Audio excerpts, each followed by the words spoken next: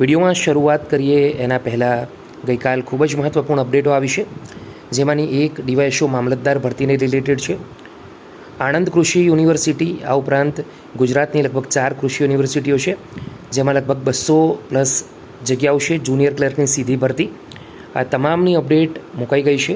Request કરું છું એકવાર જઈને આપણા પ્લેટફોર્મ પર જઈને ચેક કરી લેજો. સરકારી નોકરીમાં વયમર્યાદાને અચાનક ફેરફાર કરવા બાબત મોટા સમાચાર આવી રહ્યા છે. CCE ગ્રુપ બીના ફાઇનલ આન્સર કેવી છે તેમાં મોટો ફેરફાર થયો છે. તો એકવાર જઈને ખાસ ચેક કરજો. કટ ઓફ અને મેરિટમાં પણ મોટું અપડેટ થવાનું છે. વિદ્યાસહાયક ભરતીને લઈને મહત્ત્વપૂર્ણ સૂચનાઓ આવી છે. GPSCની 4 નવી નોટિફિકેશનો આવી છે. GSRTC ભરતીને લઈને પણ ખૂબ જ ખરાબ સમાચાર આવ્યા છે. ગૌણ સેવા પસંદગી મંડળની ભરતીની તૈયારી કરતા ઉમેદવારોએ અપડેટો ખાસ ચેક કરવી જોઈએ. જગ્યાઓમાં મોટો ઘટાડો જોવા મળી રહ્યો છે.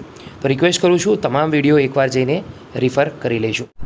GSSB CCE એ ગ્રુપનું નિમણૂક પત્ર.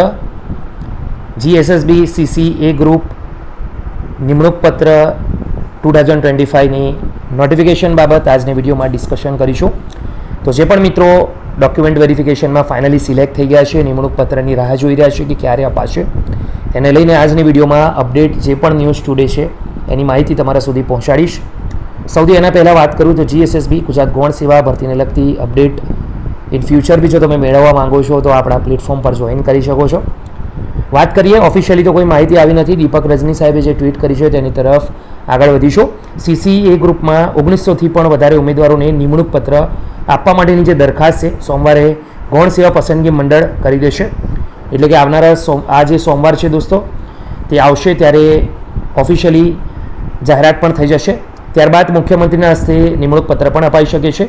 તો આશા રાખીએ જલ્દીથી જલ્દી નિમણૂક પત્ર અપાય, જેથી કરી વધારે ને વધારે ઉમેદવારોને ફટાફટ જોબ જોઈન કરવાનો ઓપ્શન મળે, રોજી મળી જાય.